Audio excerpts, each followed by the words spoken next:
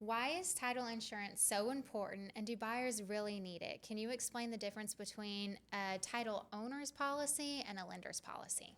Yeah, so title insurance is important because it really protects your investment in the property. It's looking at the status of the title to make sure that, there's no encumbrances and that ownership vests in you properly. And, with a lot of us, our home or our other real estate investments are some of our biggest assets in life. They're what we count on for retirement. And so protecting that and ensuring that you have good title with no liens is a huge thing. And with title insurance, it's a one-time premium and it covers you for as long as you have an interest in the property. So it's not like insurance that you have to pay for and renew every year and you're going to be covered. It also helps if you later get a new mortgage or a home equity line, you can get a discount on the rate if you have an owner's policy. So down the line, that policy can save you money if you're doing any kind of refinancing. The difference in an owner's policy and a lender's policy is who is being covered.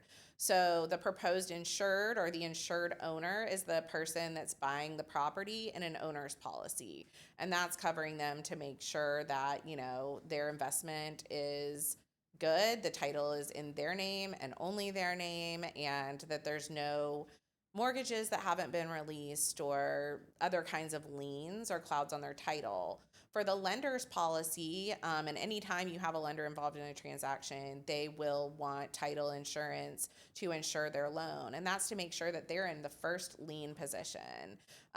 So if they're foreclosing, they are number one in line, and that they are not going to have to look for other people that might be on the title. The borrowers that sign that promissory note and that mortgage are the people that they will have to go against in a foreclosure action. Yeah. So the owners, protects the buyer from future claims of the title, and the lender's policy protects the lender's interest in the property. Exactly.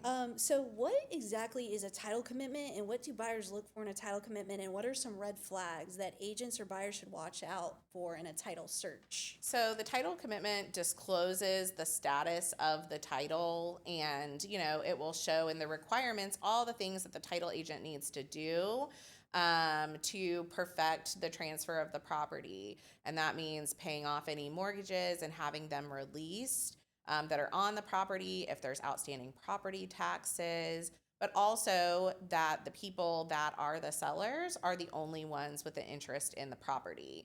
So for red flags, when you're looking at the title requirements, if you see a name that is not a buyer, seller, on the transaction and they are in a requirement of the title commitment, that means that that title agent needs something from them. It might be a corrective deed, it might be an affidavit of some sort, and any time that we need something that's not from a party in the transaction, it may not be a problem, or it could be. I think what a lot of people don't realize is there are court records and there are official records. Court records are lawsuits, criminal cases, everything related to those, versus the official records are where property records go. So it's where your deeds and your mortgages, affidavits, probate documents, if they transfer title, that's something you would see there. Affidavits, other things, they're all in the official records. And so a lis pendens is a notice that gets recorded in the official records with the deeds and mortgages that would come up in a title search that says, this property that's described in this lis pendens has some kind of claim going on, whether it's part of a lawsuit or something like that. Because when title companies are doing a search, they're searching the official records for things. So if there's a lawsuit or something going on that involves maybe your seller, it would not, and it may or may not be about the property, but it would not be in the official records. So the lis pendens is if the lawsuit is about the property, specifically saying, hey, you're on notice that this property is the subject of some kind of lawsuit or contest. And the other thing is quiet title. right? That's not necessarily a quick or easy fix. Sometimes where you might see that is there might be a requirement for a quiet title if the seller has a tax deed that is not a certain age, because there's a certain time that has to pass after the tax deed for that to be marketable title. So if it hasn't been that time, you'll see a call for a quiet title or a deed from the people that were divested by the tax deed. So basically, the commitment, you send it out. Obviously, realtors need to be reviewing this because it's, to me, I look at it as like an outline of what needs to be accomplished in order for this title insurance to be issued. And there could be issues on it. I mean, it could be, long lost cousin that has interest in that property that we need to hash out. I think there was one that you sent me recently where there was a legal description wrong. And you had to figure something. You're always a problem solver. But basically, the legal description was wrong, and that had to be corrected before we could convey the deed to the new buyer. Yeah, and I think, buyers and even and sellers, when I send them the title commitment, I don't get a lot of questions back. They have no idea I what they're don't looking think at. they know what they're looking at No. or for. I get much more communication from the agents. Hey, is there anything we should be concerned about? Hey, what is this? The other thing is in Schedule A of the commitment, it's going to tell you how long your seller has been in title. And if you see a mortgage in the requirements that's older than that, then, that's something that, hey, this should have been released. If you have a property that's recently closed with title insurance, then, there's a very good chance that you're not going to have any of the issues that you might have if you have a property that has been transferred down from family members or, people without title insurance, especially when you have deeds that haven't been prepared by an attorney. People do that a lot because you could just do it yourself, which I've done it myself. Guilty. Don't do it anymore because I have you. But I've done that myself because when Thomas and I got engaged, there was through negotiation, there was several properties that we came to terms where I was going to be on the deed. So I basically transferred Thomas his name to Thompson Casey. I did it myself. I think you called me out on it. You're like, nice work. But you could just go down the courthouse and get this done, But luckily, I am anal and OCD and all the things. And I probably read over it 10 times and make sure I had the lot right and the block and everything was perfect. Yeah. But a lot of people don't do that and they just do it themselves. They don't want to pay a professional to do it. I'm guilty, sorry. And as a result, it could really mess things up and Yeah, and I if mean, you try to sell that property. it can be an easy correction if the people are still alive and available and Right. cooperative. But what if they've passed? But if they're not, Which then we had one of it's- those. And It's you've done a bigger so many. issue. Yeah, Yeah. it was in a trust and she had passed. And so we were thinking, do we have to reopen all this probate? And it was just a mess. And I think, one of the things is we have some really different property right issues surrounding marriage and homestead in Florida. So sometimes I see deeds prepared by attorneys out of state that maybe aren't licensed in Florida and they're not necessarily familiar with some Florida specific things So or clear people that that up. have done it themselves and, So if you're homesteaded though and you're married, so do you both have to sign the closing documents and you both need to be on the deed, right? Explain that. yes, anybody that is on the deed vesting will need to sign the deed out, transferring the Right. property. However, sometimes you have a circumstance, maybe like you and Thomas, where he owned the property before you got married. And if that becomes your homestead property and Thomas is going to sell that property, even though you weren't on the deed as his spouse, you would need to join on that deed out. And if it's not homestead property, then, if you list that the seller, if they're single, include their marital status that it's single, or if it's not their homestead property, you can put that disclosure on there. But by not having some of those things from deeds that people have prepared, that is one of the big corrections or, errors that we see in title work. Because in that instance, I would have to agree to sell that property because I'd be signing. So Right. if I was not in agreement, it doesn't get sold. Correct. Which is a good thing. So, what are the most common title issues that come up in a real estate transaction, and what should sellers' realtors know ahead of closing to avoid delays related to title? And what does a cloud on title mean? So, cloud on title is any kind of defect or question about the title that someone has. And it could be, outstanding property taxes or a judgment or, an overlapping deed or anything like that. Common defects are the ones I just talked about with maybe deeds that have been prepared that aren't correct. A lot of times I do see outstanding property taxes, especially at certain set times of the year. I think because we pay our property taxes in arrears in Florida and other states don't. Explain what that means. So in Florida, when you pay your property taxes in November or December, they're actually for the year that is just concluding.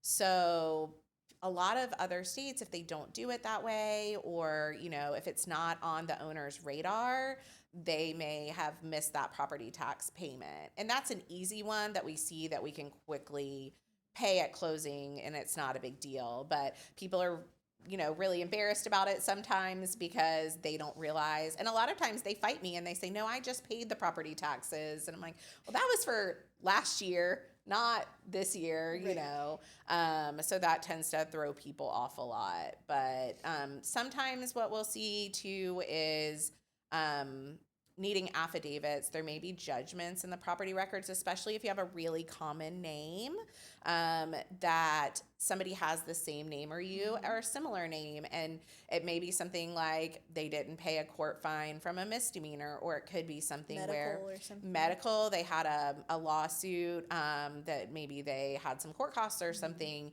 And we have to get an affidavit saying either they are not the same person as that person, or we have to collect that and pay that judgment at closing.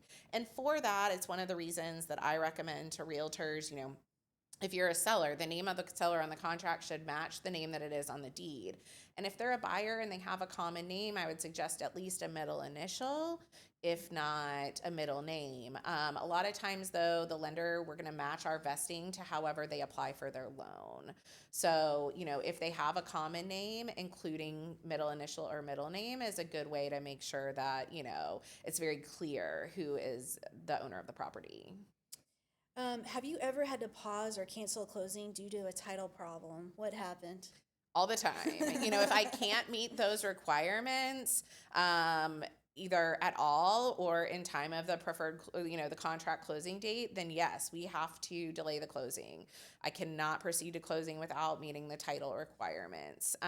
Sometimes, if you need something from somebody else and they're not a buyer or seller, like I was saying, it may not be a problem. They may be findable. They may even be cooperative, but if they don't have anything to gain, they're not as motivated. So sometimes getting them, and a lot of times what we need will be an affidavit or a deed. And that's going to be requiring some formality with a notary. It's not something they're docu-signing. So sometimes it's just a matter of kind of turning that back around. I've had, I've had some closings that have not happened because of the issues we've talked about. I need something from somebody, and either I can't find them or they've passed away. And so, that becomes a problem. And there was one closing that we had where two women had owned the property together, and the one woman deeded her interest into an LLC. They were sisters. Eventually, the one sister passed, and then finally, the second sister passed who had the LLC.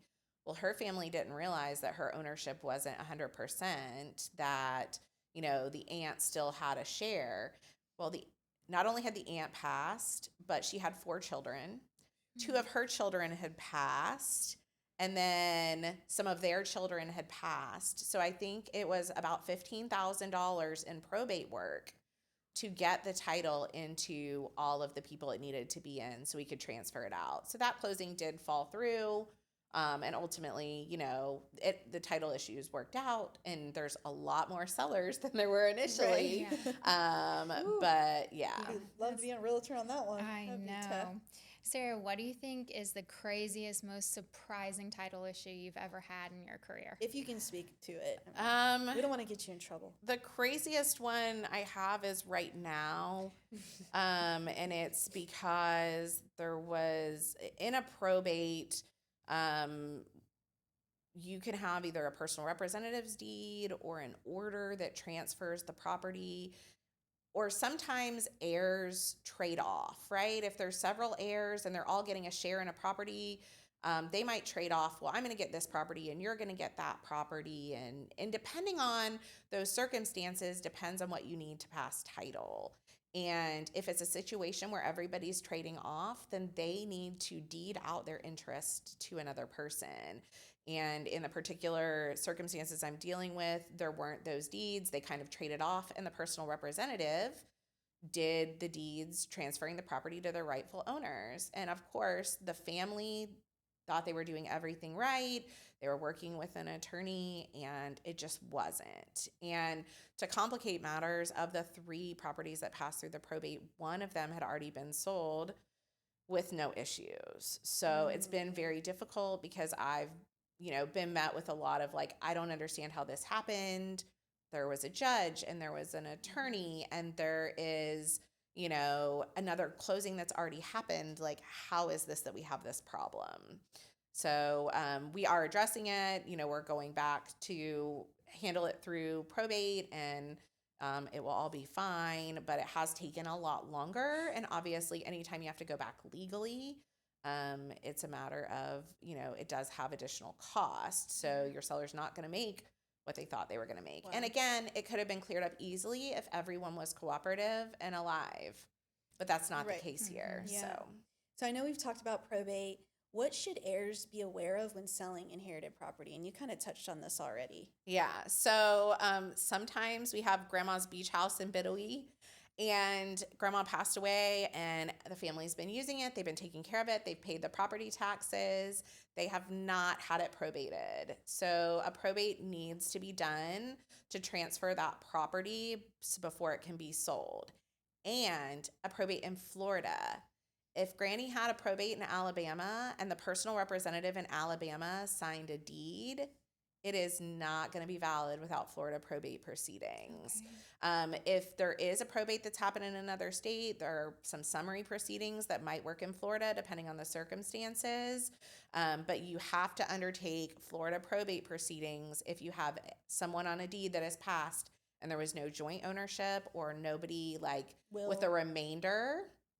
And so the probate is, settling the estate of a deceased person, transferring the property. There may be a will. If there's not a will, there's a Florida statute that says who would be the heirs and entitled to that estate. So a lot of people think, oh, if you die without a will, your property goes to the state. That's not exactly right, but that is a concern for people. But so you do need to have a probate if there's not, What about you see a lot of people send them these trusts now. Yeah, so with a trust, it is a probate avoidance tool. One of the things if you have a trust is you have to put the property into the trust.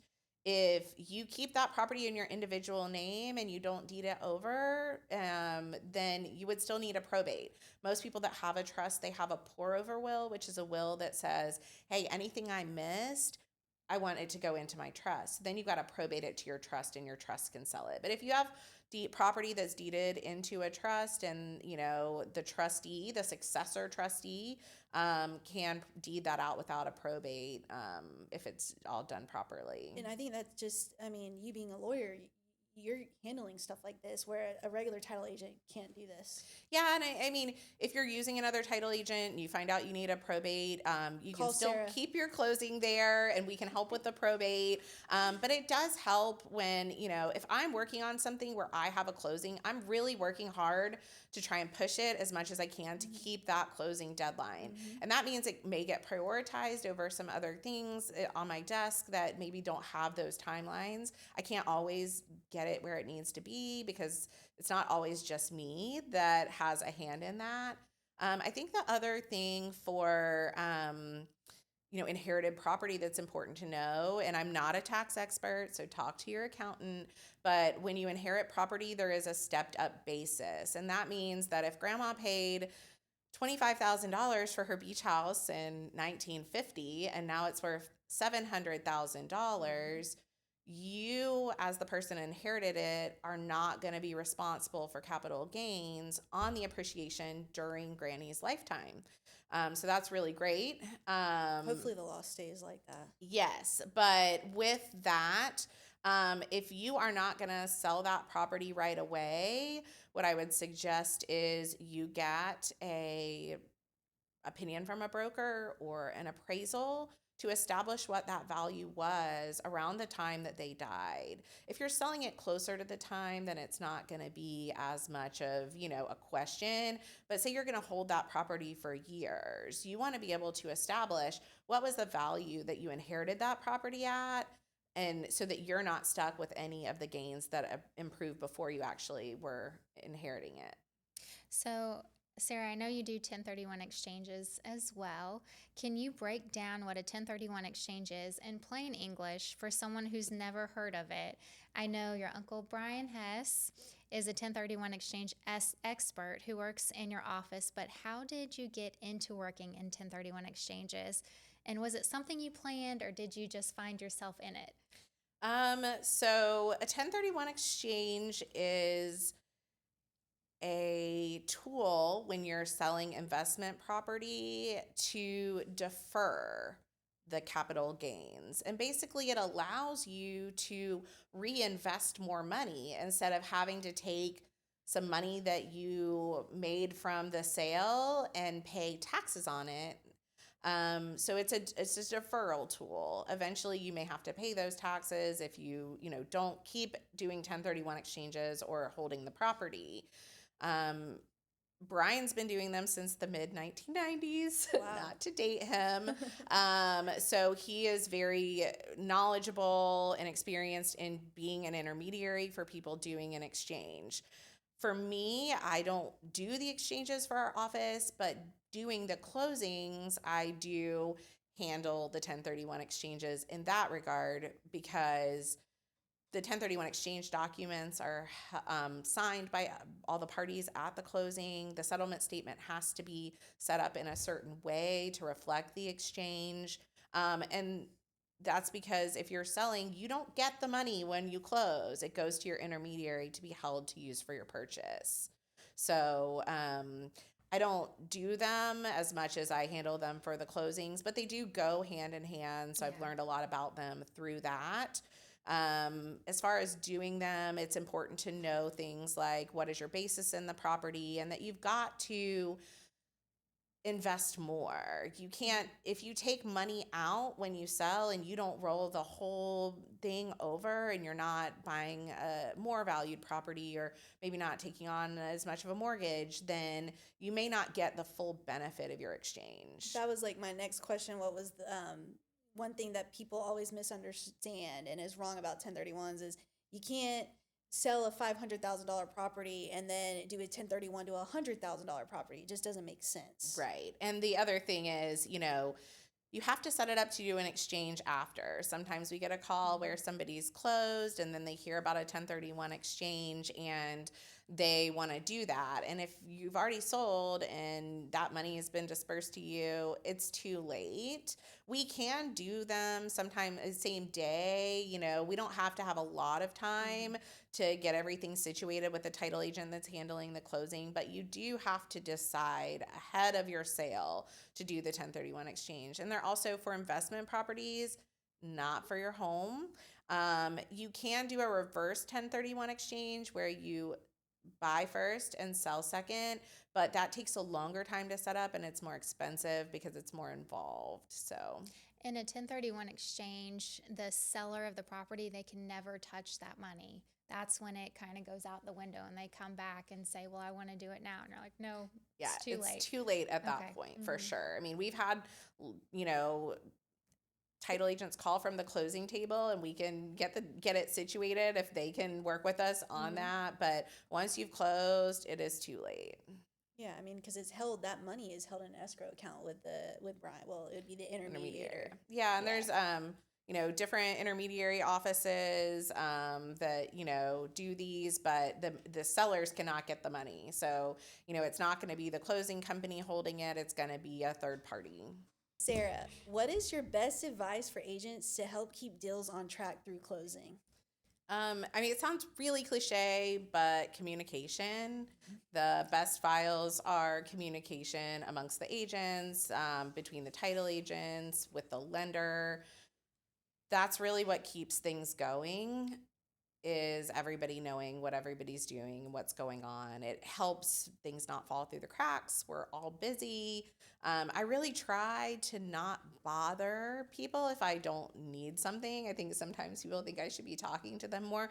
It's my way of trying to make it easy, but I always end my email with, hey, I'll be in touch when this happens, but if you need anything in the interim, please call me. There's no question too small. If you don't understand, if you want to set your closing appointment 3 weeks out for your schedule, great. But communication amongst the agents, about surveys especially, that seems to be a big one. Is if you want to rely on a survey that the seller has, if you've been to the property and they've put in a pool, we cannot use that survey. A lot of times I'll say, hey, what are we doing about a survey on this transaction? Have you ordered one? Does the seller have one? And they're like, let me go ask. And You did that the other day. I think we went under contract on one last week, and you put that email out, and it's like, oh, and then the agent calls me a week later. Do you have a survey? I was like, no, you're gonna have to order one. But it's a good reminder because sometimes we get busy. That agent must have just forgot about it, didn't order it. But I mean, if you order it, it could take 3 or 4 weeks to get someone out there. Turnaround is a while. Especially with the weather or how busy the market is, those things all affect surveyors' turnarounds. We have some great surveyors in the area that, in a pinch, they've definitely helped us out with getting surveys done. I think part of the confusion with surveys comes up too because lenders will say, we do not require a survey. But the issue is that they want coverage for things that we can only provide to them in their lender's policy if we have a survey to review. And so I think there's a lot of confusion there where lenders are saying, oh, I don't have to have a survey, but they're turning around and telling me, hey, on my policy, this is the coverage I want. Well, you can't have the coverage without the survey. Exactly. So you need the survey. Exactly. So there's a lot of kind of miscommunication. If there's a fence put up, new survey required. Pool, I know you mentioned pool. Right. And it's not just having a survey. The buyer's agent sometimes will say, and here's a survey, can we use it? And it's not always the age of the survey. It's, first of all, have there been any changes? But also, is the seller going to sign a survey affidavit that says, hey, we haven't made any changes to this property. We're not aware of any changes that the neighbors have made that encroach. We haven't given anyone easements. It's not just a matter of here is the survey. There's a whole nother second step to that. So communicating about a survey, but just everything on the file in general is, I think, the cliche answer of what we can all do to make it go better. Because you could get to the closing table and the seller said, well, we had a shed and we had this. I'm not comfortable signing this. Right. And then you're like, okay, delayed for 3 weeks. I had one in the past where they said, no, we already have a survey. We used it on the last transaction and the shed was there at the time. No shed on the survey. No shed. And I'm like, well, how did that make it through? It's one of those, like, someone kicked the other person under the table to keep it Somebody under wraps. just signed Yeah. an affidavit And that I said was it like, wasn't this there is wild. or no changes. And sometimes with the surveys, I don't get like a full copy of the survey because one of the things we do with the survey is looking at the legal description and making sure that matches. And, it's got to be like a sealed survey. So if I'm getting a partial survey that, somebody had, probably going to need to start over. Yeah. So, Sarah, I'd love to get your take on a situation I had a while ago. If you can, kind of give me your opinion on it. And it's because I still haven't been able to wrap my mind around how this happened at the time. So, a couple years ago, I had a buyer under contract. We get the title commitment back. Now, mind you, when we went under contract, there was no disclosure of there being a reverse mortgage. Everyone was unaware of a reverse mortgage. So if I would have known about it, I might have put something in the additional terms, some sort of wording to where we have some sort of resolution on this reverse mortgage before we made it past this point. But we didn't know about it.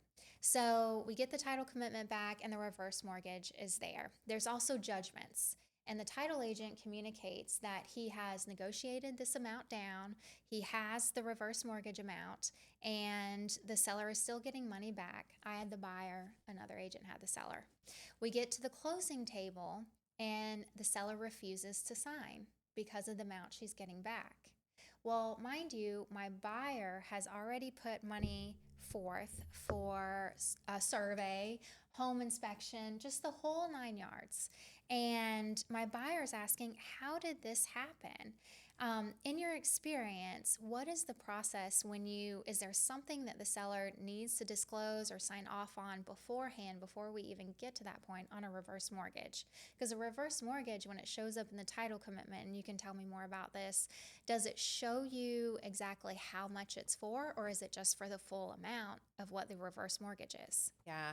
So that's tough. And I think it goes back to the fraud stuff as well. Like, by the time that maybe it comes to the title agent and is caught, buyers are putting money out. They're putting money out for inspections. They're putting money out for, appraisals and those kind of things on top of time. And so it's unfortunate. As far as when things are recorded, when I get a title work back that shows that there's a mortgage on the property, it's only going to show me how much it was when it was initially recorded. It does not show you what the balance is, what the payoff is. So we're always having to obtain those separate from just what we're going to find in the title commitment.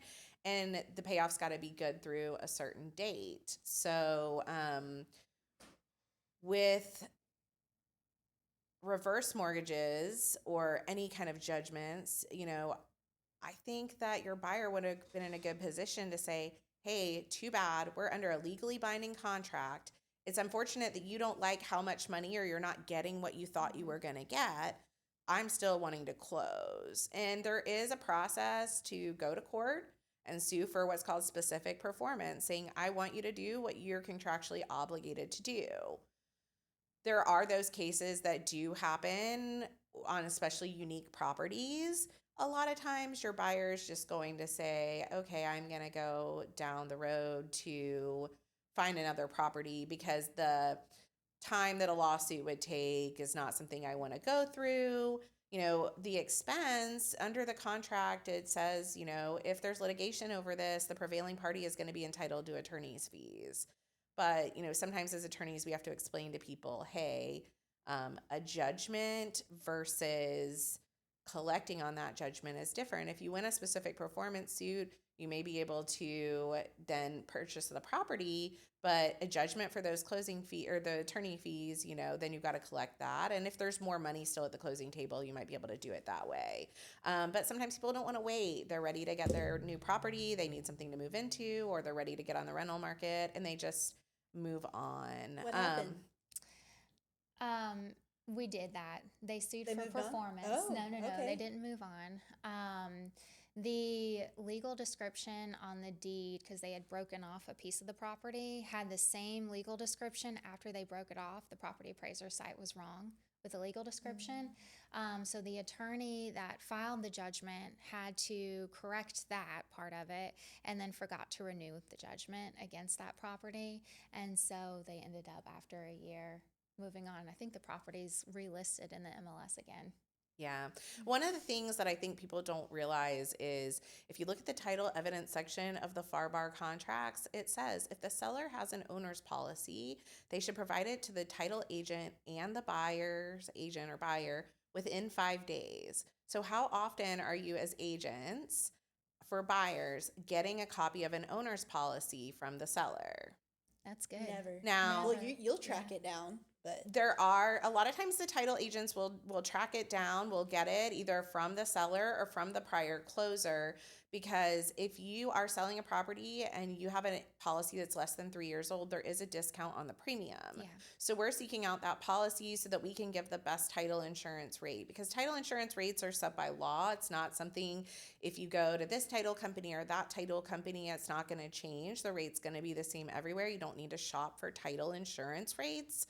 As far as some of the other settlement fees, things do vary from, closing agent to closing agent, but we do track those down for that. Sometimes if I have a quick turnaround, if I can get the policy, it helps my searcher speed along. Sometimes if there's a title issue, that policy that the seller has, we can move forward without necessarily resolving it, because there's an indemnity agreement amongst the title insurers that covers certain things. And so if there's an issue and they have a policy, then we can keep that policy and rely on the indemnity, and it may clear up an issue. Sometimes I'm looking for that policy, even if it's not a discount issue. Now, the policy would be good if it would show a mortgage that was taken at the time the property was purchased. If they got that reverse mortgage after, which is likely the fact, then it wouldn't be an exception on the policy because it wasn't in place at the time of the closing that the policy was written. One thing you can do is you can go to the county clerk website and you can go to the official records and do a search. And sometimes I do that if I'm having a fast turnaround.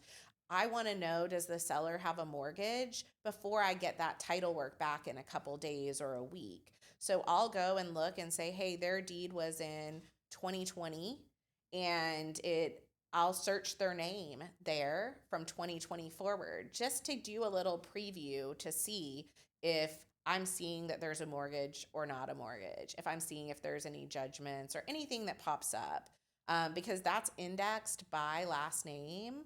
So it's a good little preliminary search. I don't rely on that. Obviously, I've got to double check the title work when it comes in to make sure they didn't see anything that I didn't see, but it's a good start. And if you have a property coming online, I think that you can ask your title agent, hey, can you go ahead and search this property for me if you have any specific concerns? Like maybe you're seeing that it hasn't transferred with title insurance recently. There were some interfamily transfers. They can go ahead and search that title with a to be determined buyer, just to make sure that as the agent, hey, we're going to be good. We're not, especially if we get like a quick cash turnaround, we're not going to now be finding out that there's an issue. We can work on it in advance. Always prepare for the worst and hope for the best. And I think that's why you're so successful, is because you're just doing so much. And I'm sorry to interrupt, so keep going. What were you going to say? No, I just, as a buyer, you could also have a title search run, and I have had people do that. But if the market is hot and buyers are just trying to get under contract, then they're not necessarily saying, I'm going to get that search run before I, before I go under contract, because I do have a period of inspection to get out and still get my deposit. Or if there's a title defect, I can put the seller on notice, and they're only going to have a limited time to clear that up. Gotcha. Right. So what would you say is and this is our final question, this has been very informative. What is the most misunderstood part of your job, would you say? Oh, I had somebody say to me one time, well, gosh, like you make all this money, or, your job's so easy. You just sit there for an hour and sign the papers and, that it's closed. And that is such a small part of what a title agent is doing on a transaction.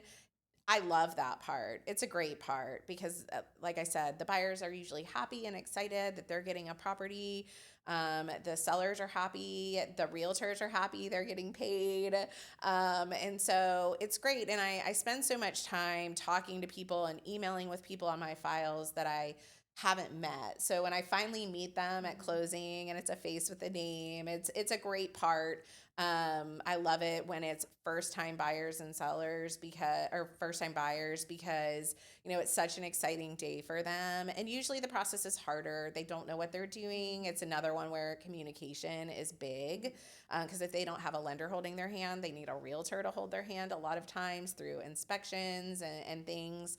But it's a great part, but it's such a small part compared to all the other work that's done. Absolutely. And I think that sometimes people don't fully understand or appreciate all the behind the scenes thing, especially if you're not bothering them unless you need them, because everyone's busy. Right. So if I'm not, communicating with you a lot because I don't need anything, then you may think that I'm not doing a lot, especially if it's a seller and I'm working with a lender, which can be difficult at times depending on the property. And so, I think I pulled up one last night, just this one that we're supposed to close today.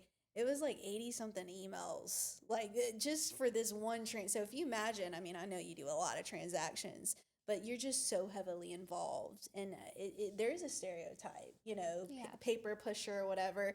The closing is a small little preview of all that hard work that you have done to help these people, obtain a home or a piece of property. Even on closing day, the actual signing of the paperwork is even a very small part of a title agent's closing day responsibilities. We're doing an updated check of the property records to make sure that since the time of that title commitment till the time of closing, there's nothing new of record, so that we know we're good to go today. We're passing clear title. And then, sometimes we're getting the closing documents from the lender that day and you're printing them out. And that's always fun. Trying to just coordinate, hey, this agent couldn't make it to closing today, but she's got to sign this settlement certification. And then, once you leave the closing room with the paperwork, a lot of times you're sending certain documents or all the documents to the lender for their review before they say, okay, we're satisfied. You can disperse our funds. We know that we're protected. We're going to be in first position. Everything's properly signed. You can go ahead. And then at that point, the realtors are like, hey, can I come by for my check? Or you're wiring here, wiring there. Yes, trying to get the funds out to everybody. Because it's not done once they sign. There's a whole nother process. You're scanning the whole closing package back to the lender for final approval a lot of times. And so it's still a process. Well, Sarah, thank you so much for coming on. I know this is not something that you were looking forward to doing, because even on social media, you don't even put yourself out there. But we have the numbers, and we know that you're one of the top title agents in Bay County in this area. And extremely knowledgeable about all the ins and outs. Probably more than most title agents in our area. Well, exactly. Well, so I definitely outside of my comfort zone, but y'all make it easy, and I love real estate. I really do. Yeah. My mom's an agent, and my parents always invested in real estate, and it's done well for them, and that's really what I'm comfortable in. So wasn't my plan to find my way to title, but I do love it. I think you found your calling. I hope that among it all comes the other through. things that you do, dog rescue, Tim Tebow nights with, the prom nights that you're hosting. Airbnb, all of it. I don't know where she finds time, but if someone's interested in utilizing you as a title agent or even as a lawyer, where can they find you? Yeah, so our office is on the beach next to Zoo World. Our phone number is 850-235-3004. A lot of times with attorneys, if you call for help, we'll set you a consultation and you can come in to talk to us if it's a legal issue. If you just need numbers on what your seller is going to net, or so many times realtors call that I know that I work with and they just have a question about a transaction they're working on. Maybe it's not to a contract or they are closing somewhere else, but give us a call, give me a call. I'm happy to talk to you. Sometimes, it's something you have to look into more. It's maybe a little deeper question than you realize, but it's definitely something that we can look into for you and get back to you. Thank you for joining us on today's episode of the Real Estate Girls podcast, where real estate meets real talk. We hope you're walking away with the confidence to navigate the next real estate move. Don't forget to like, subscribe, leave a review, and follow us on social media for behind-the-scenes content, upcoming episodes, and expert tips you do not want to miss. Real advice, real insights. We are the Real Estate Girls. Drop us a comment, and we will talk to you soon. Talk to you soon. Thank you.